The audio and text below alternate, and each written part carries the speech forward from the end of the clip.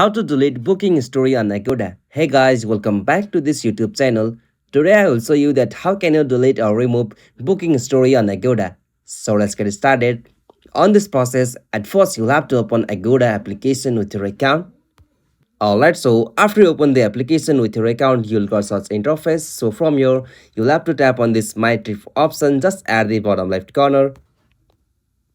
Alright, so after you come on this booking section, you'll be able to see your upcoming, completed and cancel events from here. So simply from here, you'll have to tap on this completed option.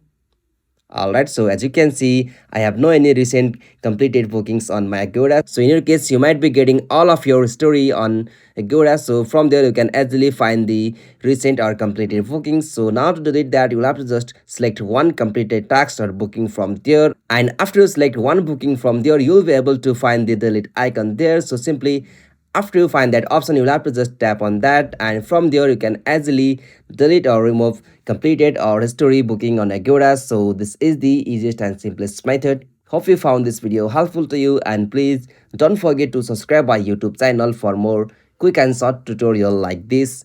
Thank you for watching this video. Have a nice day.